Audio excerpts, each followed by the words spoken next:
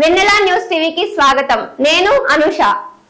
తమ ఇంటికి అధికారులు పట్టా ఇవ్వకుండా సచివాలయం చుట్టూ తిప్పుకుంటున్నారని శ్రీ సత్యసాయి జిల్లా పుట్టపర్తి మున్సిపాలిటీ పరిధిలోని శిల్పారామం కాలనీకి చెందిన పేద దంపతులు ఆదినారాయణ, సావిత్రి వెన్నెల న్యూస్ టీవీతో ఆవేదన వ్యక్తం చేశారు.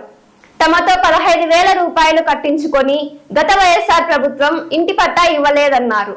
కొత్తగా ఏర్పడిన కూటమి ప్రభుత్వంలో కూడా న్యాయం జరగలేదన్నారు. ఎమ్మెల్యే సింధూరారెడ్డి, మున్సిపల్ అధికారులు తమకు వెంటనే పట్టా ఇవ్వాలని వారు విజ్ఞప్తి చేశారు.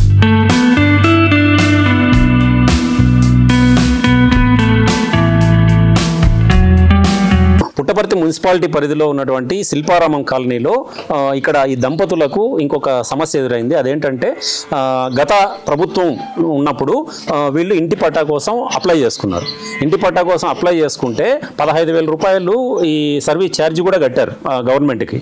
ఆ 15,000 రూపాయలు కట్టించుకున్నా కానీ దాదాపు 3 సంవత్సరాలు అయినా కానీ ఇప్పటిదాకా కూడా వీళ్ళకి ఇంటి పట్టా అయితే రాలేదు. ఇంటి పట్టా కోసం కట్టినటువంటి ఆ డబ్బులకు రసీదు మాత్రం ఇచ్చారు. ఈ రసీదును కూడా వాళ్ళు చూపిస్తున్నారు. వాళ్ళని అడిగి తెలుసుకుందాం ఏంటి వాళ్ళ సమస్య అనేది. అమ్మ చెప్పండి అమ్మా, మీ పేరేంటి? నా పేరు సావిత్రి సార్. మేము డబ్బులు కట్టి పట్టా ఫారానికి డబ్బులు వాళ్ళే వచ్చి మీకు పట్టా ఫారం వచ్చిందంటే మేము డబ్బులు కట్టినాం సార్.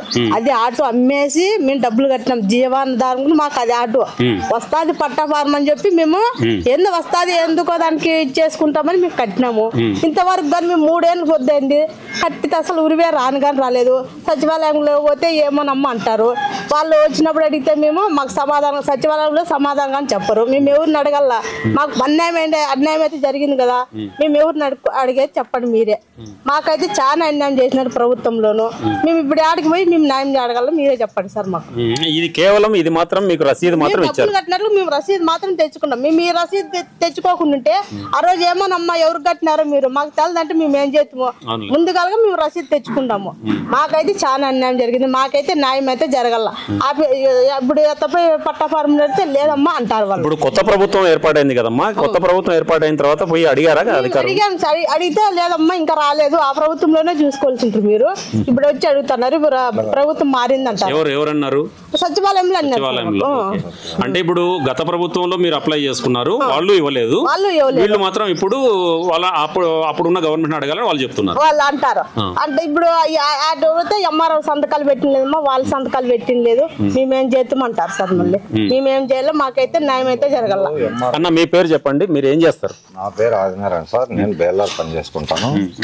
వచ్చేసి ఇది ప్రాసెస్ ఏం జరిగిందంటే ముందు 3 ఏళ్ళప్పుడు వైఎస్ఆర్ ఉన్నప్పుడు కట్టాం సార్. ఇది కట్టిన తర్వాత వస్తుందిలే అనుకుంటే నిదానంగా వాళ్ళు ప్రభుత్వం దిగిపోయినా కూడా చాలా సార్ తిరిగి సాల్ అయిపోయింది.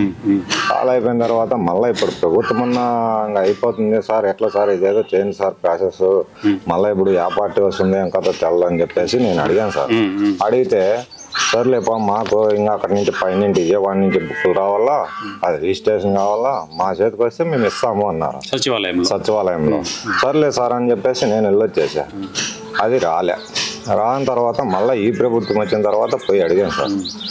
సార్ మీరు ఆ ప్రభుత్వంలో మీరు చేయమని చెప్పేసి నేను అడిగితే రాలేదు. ఇప్పుడు ఎట్లా సార్ నేను చేసేదంటే ఆటో అమ్మేసి నేను డబ్బులు కట్టేశాను, నాకు ఇప్పుడు చేసుకునే పరిస్థితులు సరిలేవు, ఎట్లా సార్ అని అడిగితే కాదయ్యా మేమేం చేయగలము, పైనుంచి వచ్చేసి ప్రాసెస్ వస్తే మేము చేసిస్తాము, మాదేం లేదు. ఇప్పుడు ఏం చేయాలంటే ఈ ప్రభుత్వం వచ్చింది, ఇప్పుడు ఎవరిని అడిగలేదు. ముందు ఎంఆర్ఓ చనిపోయినాడు సార్. ముందు ఎంఆర్ఓ చనిపోయిన తర్వాత చనిపోయినాడో ఉన్నాడో మనకి యాదు సార్ అవన్నీ. ఆ గవర్నమెంట్ చేసి ప్రభుత్వం పట్టా ఇచ్చింది. ఇది ఒరిజినల్ పట్టా చేస్తామని చెప్పేసి రసీదు సార్. ఇది మేము ఒరిజినల్ పట్టా వస్తే ఏడో బ్యాంకులోనే ఏదో ఒకటి చేసుకునేసి పిల్లల్ని చాక్కొని అవసరాలకు ఏదన్నా పెట్టుకోవచ్చు అని తర్వాత డబ్బులు కట్టేశాం సార్. ఇప్పుడు ఉరివి రాలేదు. ఇప్పుడు ఏం చేసేది?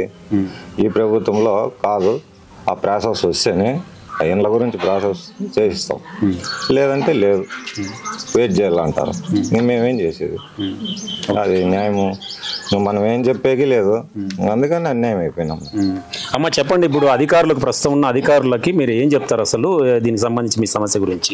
మా సమస్య అయితే అదే సార్, మాకు పట్టా ఫారం అన్నా చేసిస్తే, ఈ ప్రభుత్వంలోనే చేసిస్తే ఏందో బ్యాంకులోనే పెట్టుకొని పిల్లలన్నా చదివించుకుంటాం. ఇప్పుడు కూలిపోతే మేము తినాలా, లేకపోతే లేదు.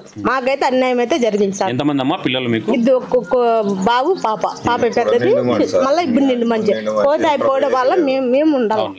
మాదైతే చాలా సమస్య అయిపోయింది సార్. మీకు కూడా ఆరోగ్యం బాగాలేదా? ఆరోగ్యం బాగాలేదు సార్, మెడ పట్టేసింది.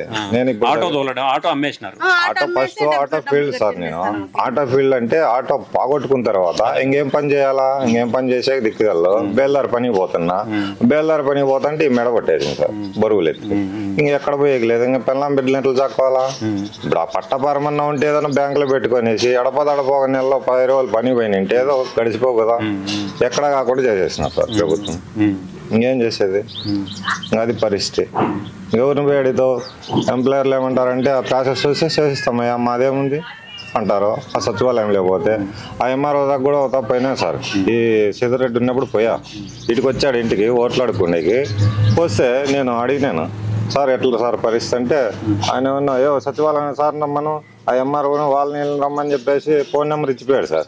ఫోన్ నెంబర్ ఇచ్చేసిపోయి మళ్ళీ సచివాలయంలో అడిగితే వచ్చాడు సార్. సచివాలయంలో అతను వచ్చాడు సార్ చేసిస్తాం సార్, పైనుంచి ప్రాసెస్ రాలేదు, చేసిస్తాము అని చెప్పేసారు. ఎమ్మెల్యేకి చెప్పేశారు. ఆడికి అయిపోయింది, పొద్దు గడిచిపోయింది, ఇంకా మళ్ళా లేదు. ఇంకంతే సార్, అది ఆడికి ఆల్ట్ అయిపోయింది. ఇప్పుడు కూడా అదే పరిస్థితి. ఇప్పుడు ఇంటికాడ ఇంకేం చేసేది పరిస్థితి, అట్లా అయిపోయింది సార్ అది.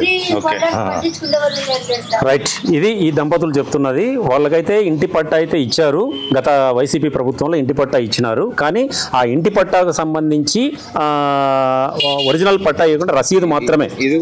ఇది కూడా రసీదు ఇచ్చారు సార్, అది మేము అడిగితే ఇచ్చారు. ఈ రసీదు కూడా మేము అడిగితే ఇచ్చారు.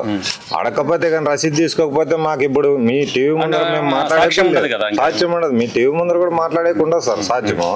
అందుకని రసీదు అడిగా, మేము రసీదు ఇచ్చారు. అంతే సార్. సో ఇది రసీదు మాత్రమే, ఇంటి పట్టా కూడా కాదు. ఇది ఇల్లు అయితే ఇచ్చారు, తర్వాత ఇల్లు కట్టుకున్నారు కానీ ఇంట్లో ఉంటున్నారు కానీ ఇంటి పట్టా లేదు. అంటే ఇల్లు మాదే అనడానికి వీళ్ళ దగ్గర సాక్ష్యం ఏమీ లేదనమాట, ఆధారం ఏం లేదు. కాబట్టి పట్టా ఇచ్చారు సార్, శివాజీ పట్టా ఇచ్చారు. ఈ వైఎస్ఆర్ పార్టీ వచ్చినప్పుడు ఏమైందంటే, మీకు ఒరిజినల్ పట్టా చేసిస్తాము, మీకు పైనుంచి ఆర్డర్ వచ్చింది, డబ్బులు కట్టండి 15,000, మీకు ఒరిజినల్ పట్టా కట్టించుకున్నారు కానీ పట్టా ఇల్లే. అది పరిస్థితి. డబ్బులు అయితే కట్టించుకున్నారు, పట్టా రాలే. అది ఇది పట్టా పేరుతో పట్టా ఇస్తామని చెప్పి, ఒరిజినల్ పట్టా ఇస్తామని చెప్పి వాళ్ళు డబ్బు అయితే 15,000 కట్టించుకున్నారు కానీ పట్టా ఇంతవరకు వాళ్ళకి అందలేదు. కేవలం డబ్బులు కట్టినందుకు రసీదు మాత్రమే వాళ్ళకి అందజేసి చేతులు దులుపుకున్నారు అధికారులు. మరి కొత్తగా వచ్చినటువంటి ఈ ప్రభుత్వం అయినా కానీ తమకు న్యాయం చేయాలని చెప్పి ఈ దంపతులు కోరుకుంటున్నారు.